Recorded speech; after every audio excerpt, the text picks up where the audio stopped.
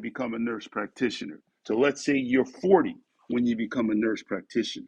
Now you're a nurse practitioner and you work for the next 30 years as a nurse practitioner making 80,000 a year. What does that mean for your children? What does that mean for your grandchildren? Now, I tell you what, you got young children and you're reading, guess what your young child is doing? Reading too. And you're planting a seed. So it's interesting. I grew up watching my mother transform her life.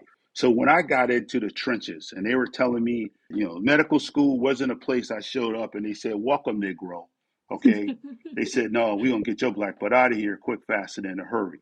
You're the rest of you. We don't want you here. But what I remember my mother toiling the soil. She didn't have a machine plowing the earth. She had a little pick, little thing on the ground, on her knees, digging it up, right? I remembered that.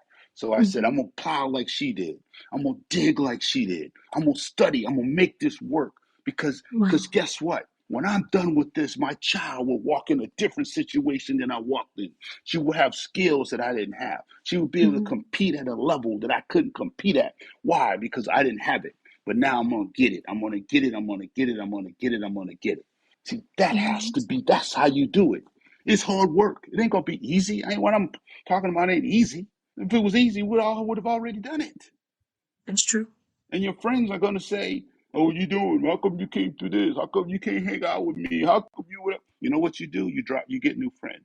You get friends who are plowing the earth like you plowing the earth. Right? How you working your land. He who works his land will have abundant food. Work your land. Work your land. Work your land. Work your land. All right. Work your land. And so, stop the chasing the fantasies. That's good. So while we talk about working the land, we see what our current land is. And when I say current land, the workspaces that we're in upward mobility. Sounds like we're going to need some workforce development.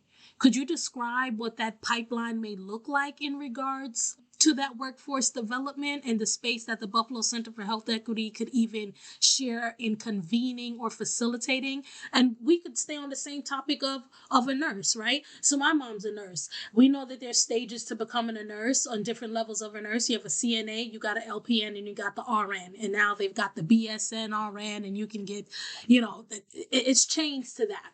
So with this workforce development, it looks like people are gonna need training on how to till the land, right?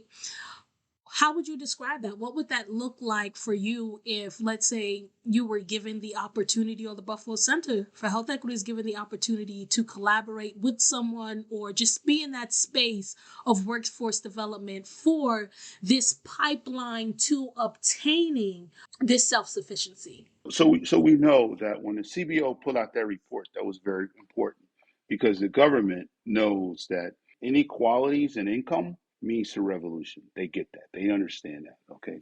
And they saw what has happened over the last few years. That's exactly what you've been seeing. And that's for blacks and whites, right? So now they started putting these funding in, these programs in. Okay, great. So we have a program that says, well, if I'm a low wage earner and I'm getting subsidies from the state or the county, I need to have a bridge period where I can grow until I no longer need those subsidies and not lose those subsidies too soon, right? Those are some of the things that people are talking about, even in Erie County. Okay, Erie County has talked about that, and they're moving a program like that forward. So that's it. So then, on one end, you have to have the individuals who are in the low wage earner thing saying, I need to gather knowledge. So there's two levels of knowledge. There is personal development knowledge. I mean that what do I need to do to develop myself economically, spiritually, physically, right? Emotionally, financially. How do I do that? And then there's the opportunity to say, well, okay, great. I'm a nurse's aide. So then now how do I get into nursing school? And how do I go to nursing school and keep my job as a nurse's aide? And then that will take us as a community, we start to ask those questions. So when people say I work at hospital X and they let other people do these nursing training and then they go on and they support them financially, we should be knocking on their door saying, well, what are black folks? How come you ain't let no black people in there, right? How come they're not able to take advantage of these opportunities that already exist? That's what the community should be doing, right? That's the community says, these programs exist. we have 100 people who are ready to take advantage of that program. We want to know how come they're not being allowed to take advantage of it, okay? Right? And that's community partnerships, working with corporate organizations, working with state, county, and city organizations to sort of move these things forward. But at the bottom of that, the individual has to be all in. The individual has to be willing, again, to toy the earth at a level that is going to be hard work. All in. When my mother said, we're going to move up, we're going to grow, that meant that I had to be a better person. She had to be a better person. And we all had to make some sacrifices for the long run. Short term sacrifice for a long term gain. Wow. It makes me think about do what you have to do now so you can do what you want to do later. Yeah. Correct. Just like college, right? I Mm-hmm. had people who parents had saved money for them to go to school. They didn't need a job. They didn't need to do these things. They just had a chance to study and go have fun. Right. I needed a job. I had to work my way through college. I had to do that. Okay, great. I could have whined and complained about it, or I could embrace it and say, this is the way it is, right? Mm-hmm. Will my future prosperity have to do that? Hopefully not, right? Where you got to work 35 hours. I used to work 35 hours a week. And I'm not saying that bragging. I'm saying Right. that to get this, that's what we're going to have to do, right? Right. That's just the bottom line. It's just not, you can see me now. You got 3 graduate degrees. Oh, he fell off the sky.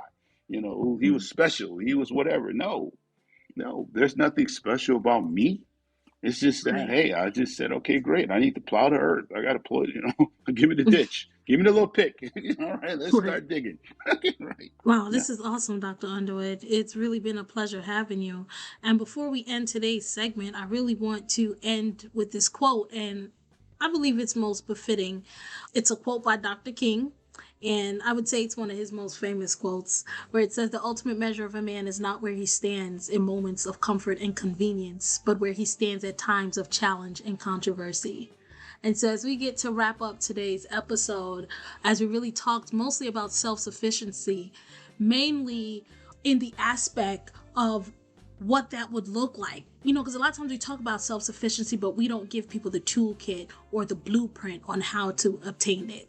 So I hope that this weekly dose of hope will be a charge and a mandate, and even some encouragement to our listeners to be able to know where they're standing during these times of challenge and controversy, and that you don't need a handout. You do need a hand up, and that it is possible and it can be done. And hopefully the Buffalo Center for Health Equity, and obviously with the leadership and the guidance of Dr. Underwood and many other greats such as Pastor George Nicholas, we'd be able to convene and create that blueprint, whether it be through workforce development, or whether it be through different programs that we put on to help people in those spaces get to the next level. Well, it's been Ignite and Hope Radio. It's your host, Kimberly Slugarambe.